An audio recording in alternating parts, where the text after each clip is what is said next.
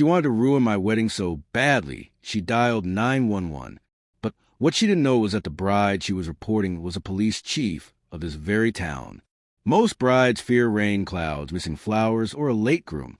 But I feared something much darker. Not because I doubted my love, not because I wasn't ready to walk down the aisle, but because I lived across from the one neighbor who turned joy into chaos, order into misery, and peace into war. Her name was Karen, and she was the queen of our homeowners association. Karen was more than just a neighbor. She was an obsession. She obsessed over lawns, trash cans, mailboxes, and paint colors. She obsessed over cars parked 1 inch too far from a curb. And most of all, she obsessed over control.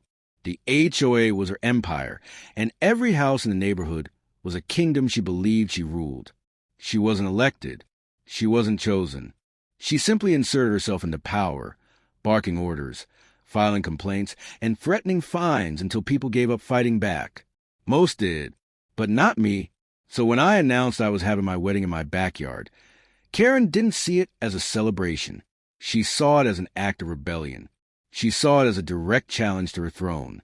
The first sign came as a letter, handwritten, sharp, and dripping with hostility. Unauthorized gatherings of more than 20 people will not be tolerated. Days later, another arrived. Weddings are not permitted on HOA property without prior approval. Then another. Any excessive noise or traffic will result in immediate fines. The notes weren't just about rules. They were warnings, thinly veiled threats. And I knew exactly who was behind them.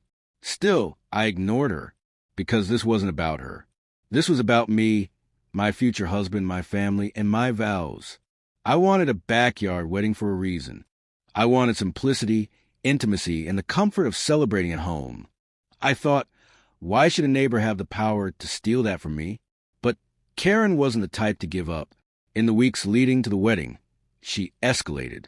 Delivery trucks dropping off chairs and decorations?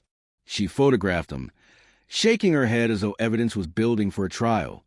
My cousins practicing music in the yard? She stormed over to measure the decibel levels. Guests parking during the rehearsal dinner? She stalked them with her notepad, scribbling license plates as though she were law enforcement herself. But Karen's pettiness wasn't enough for her. She wanted destruction. She wanted my wedding to collapse under the weight of her interference. Neighbors whispered that she had gone door to door, warning them about illegality, claiming I hadn't filed permits, and threatening anyone who attended.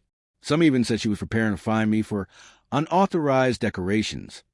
And all I could do was laugh at her desperation. Until the morning of the wedding. The sun rose golden that day, casting a warm glow on the neatly arranged chairs in my yard.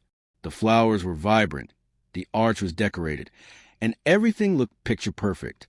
My bridesmaids bustled around with laughter. Children played on the grass, and for a brief moment, the world felt peaceful. But peace doesn't last long in Karen's world. As I slipped into my gown, adjusting the veil and steadying my breath, one of my cousins rushed in with panic in her eyes. Karen wasn't just watching from her window anymore. She wasn't scribbling notes or muttering about rules. She was standing in the middle of the cul-de-sac, phone clutched tightly, anger twisting her face. And she was dialing 911.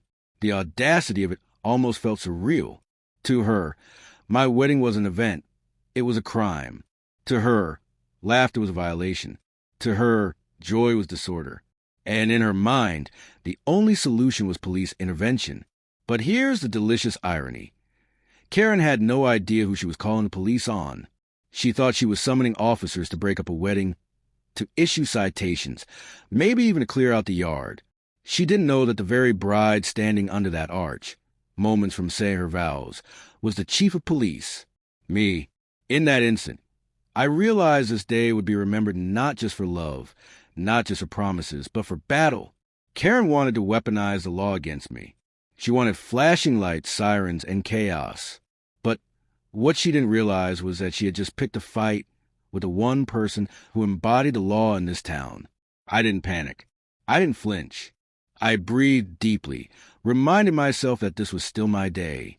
But beneath the calm exterior, a storm brewed. My guests were arriving. My family was smiling. My vows were waiting. But so was the war Karen had declared. because this wasn't just a wedding anymore. It was a showdown, and the stage was my own backyard. The music began to play. Guests turned toward the aisle, and all seemed well. But in the distance, the faint sound of sirens began to echo. The 911 call had gone through, and in that chilling moment, I knew Karen had succeeded in pulling the police into my wedding. The only question was, what would happen when they arrived and realized the bride they were called to confront was their chief? The sound of sirens grew louder, and in that moment I realized my wedding wasn't just under attack. It was about to become a crime scene. Asterisk, asterisk. Guests turned their heads, confusion spreading to the rows of neatly arranged chairs. Some thought maybe an accident had happened nearby. Others whispered nervously, eyes darting toward the cul-de-sac. But I knew the truth. Those sirens weren't passing by. They were coming here, to my wedding. And all because Karen had decided that joy was a violation. The sirens cut to the quiet neighborhood like a blade, shattering the laughter, drowning the music, and forcing every heart to pound faster. A moment that should have been filled with vows and smiles was suddenly hijacked by flashing red and blue lights reflecting off the white tent and delicate flowers. My wedding photographs, forever marked by chaos. Karen stood at the edge of her driveway, her arms crossed smugly, her eyes locked on my backyard like a hunter watching prey. To her, this wasn't just a call to police. It was a victory. She had summoned the law to crush what she believed was disorder, and she was ready to watch it unfold. The first patrol car pulled in, then another. Officers stepped out, cautious but professional, hands resting near their belts as they scanned the scene. To them, this was just another dispatch, a complaint of a large, unauthorized gathering. Noise, disturbance, the kind of call they received weekly in neighborhoods where HOA disputes spiraled out of control. But as they approached the backyard, confusion began to flicker across their faces. They saw flowers, not chaos. They heard music, not violence. They saw families, children, and grandparents, guests in their finest clothes, not lawbreakers. And then their eyes landed on me. There I stood in my wedding gown, veil cascading down, bouquet in hand. But beneath the lace and fabric was a face they all knew, a face they answered to. Their chief. The officers froze. The awkwardness in that moment could have silenced the stadium. They had been called here to enforce the law against their own leader, against the very woman who had trained them, guided them, and led them through crises. They glanced at each other, uncertainty painted across their features. Behind them, Karen's voice could be heard, sharp, commanding, dripping with self-righteousness. She urged them to act, to shut everything down, to do their job. But whose job was it really? Inside, I battled two instincts. The first was to laugh, to expose her absurdity, to let the entire neighborhood see how far she was willing to go just to ruin a wedding. But the second was darker, because while Karen thought she had the power, I knew the truth. I wasn't just another bride in a white dress. I was the highest authority in that moment, and the officers standing there weren't there to follow Karen's orders. They were there to follow mine. Guests whispered nervously, unsure whether they should remain seated or scatter. My family stood frozen, their faces pale, wondering if the wedding was already ruined. The music stopped abruptly, silence weighing heavy on the air. The only sound left was a faint hum of squad cars idling in the street. And then, as if to fuel the fire, Karen marched closer. She wasn't satisfied with the sirens. She wasn't satisfied with the interruption. She wanted a spectacle. She pointed toward the yard, gesturing wildly, demanding the officers remove everyone. In her mind, this was her moment of glory, the HOA finally flexing its power to crush rebellion. But she had miscalculated. Because the more she pushed, the more the officers realized the absurdity of her complaint. They weren't looking at criminals. They were looking at families. They weren't looking at chaos. They were looking at joy. And at the center of it all was their chief, watching calmly as her neighbors spiraled out of control. The irony hung in the air like smoke. The very person Karen thought would save her crusade had become her greatest enemy. And the longer the scene played out, the clearer it became. Karen hadn't just disrupted a wedding. She had declared war against the one person she could never defeat. Still, the damage was done. My wedding wasn't private anymore. Neighbors peeked from windows. Some filmed from porches. The story of sirens at the wedding was already writing itself in real time. And Karen, still desperate, still convinced she could bend reality to her will, wasn't finished yet.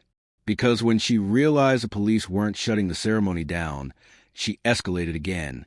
She threatened lawsuits. She claimed violations. She shouted about safety hazards and unauthorized gatherings. Her voice cut through the neighborhood, shrill and venomous, as though the louder she became, the truer her lies would sound. My guests shifted uncomfortably, unsure whether to stay or leave. My family looked to me, their chief, their bride, for a decision. And deep down, I knew the truth. Karen wasn't going to stop. Not today. Not tomorrow. Not until she destroyed what she couldn't control. The ceremony could still continue. Love could still be celebrated. But the war had only just begun. Because if Karen could weaponize the HOA against my wedding, what else could she do? What would happen when her lies spread further? When her obsession turned darker? When her power grab grew bolder? The sirens faded. The officers, uncomfortable and torn, stepped back. Guests tried to settle. But the shadow of Karen's rage loomed large. My wedding day wasn't ruined, but wasn't safe either. And as I looked into the eyes of the man I was about to marry, I realized something chilling. This was no longer about a ceremony. This was about survival in a neighborhood ruled by fear. And the real battle with Karen was only just beginning. I thought the sirens were the worst Karen could do to my wedding. But I was wrong. What she did next turned my happiest day into an all-out war. Asterisk, asterisk. Most neighbors would have stopped after embarrassing themselves with a 911 call. Most would have retreated when police officers refused to back their obsession. But not Karen. To her, failure wasn't an option. If the officers wouldn't shut down my wedding, then she would take matters into her own hands. And what she did next was more dangerous than I could have ever imagined. The ceremony had resumed. Guests tried to smile. Music began again, and I walked down the aisle determined to reclaim the joy she had tried to steal. But Karen was still lurking in the background, her phone in one hand, her camera in the other. She wasn't filming memories. She was gathering evidence. And before the vows were even spoken, she launched her final attack. Karen stormed into the cul-de-sac with papers in hand. HOA bylaw sheets she had printed and highlighted, as though she were a judge presiding over a courtroom. She waved them furiously, declaring the wedding illegal, shouting about fire hazards, trespassing, even environmental violations. Her voice carried across the neighborhood, drowning out the music and vows. For a moment, it wasn't a wedding anymore. It was a public spectacle. But Karen wasn't satisfied with words. She demanded power. And when words didn't give her that power, she escalated further. She called city code enforcement animal control, even the fire department, claiming serious safety risks at my backyard ceremony. Within an hour, more vehicles began circling the neighborhood, lights flashing, as though the quiet cul-de-sac had become the site of a major emergency. The guests were terrified. Families began to whisper about leaving. Children cried, watching as uniformed officials surrounded the block. My husband's face was pale, his hands clenched. And all the while, Karen stood proudly at the edge of her driveway, convinced she had won. But what she didn't know was that her war had just exposed her. Because every false call she made, every lie she screamed, every baseless claim she pushed, that was evidence too. Evidence of harassment, evidence of abuse of power, evidence of a neighbor who had crossed far beyond the line of HOA enforcement. And I wasn't just a bride. I was the chief of police. I stepped forward, no longer hiding behind my veil, no longer just a woman in a gown. I faced the officers, the code enforcers, the neighbors with cameras in their hands. And I told them the truth, calmly, powerfully, without fear, the false complaints, the harassment, the weeks of intimidation, the lies, all of it poured out not as anger, but as fact. And slowly, the tide turned. The officers who had once stood uncertain now stood firm. The code enforcers realized there was no violation. The fire department, finding no hazard, packed up their gear. One by one, Karen's reinforcements vanished, leaving her alone. Her face twisted, her voice cracked, but no one was listening anymore. The power she thought she had was gone. The neighborhood watched in silence, some in awe, some in relief. For years, Karen had ruled through fear. But that day, in her desperation to destroy my wedding, she had exposed herself. She wasn't the queen of the HOA. She was just a neighbor consumed by control. The wedding continued, finally free from her shadow. I spoke my vows with strength. My husband smiled through tears, and my family cheered louder than ever. The photos may have flashing lights in the background, but to me, they told a story even more powerful than love. They told a story of resilience. Karen retreated into her house, blinds drawn, her empire of intimidation crumbling around her. And from that day forward, the neighborhood changed. People stopped bowing to her demands. They saw her for what she was, powerless. And though she still lingered in the background, whispering threats and muttering complaints, she never had the same grip again. Because the day she tried to ruin my wedding was the day she ruined her reign. And as I look back now, I don't just see a wedding, I see a battle won. Not just for me, but for every neighbor who had ever felt crushed under the weight of her rules. Karen called 911 to ruin my wedding, but the bride she reported was a police chief. She escalated with lies, harassment, and false calls to every city department she could think of. But in the end, her obsession exposed her. The neighborhood saw the truth, and her power was gone. My wedding wasn't destroyed.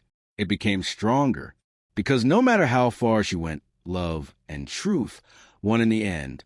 And if you enjoyed this wild HOA showdown, make sure you subscribe for more unbelievable neighborhood stories. You won't believe what happens in the next one.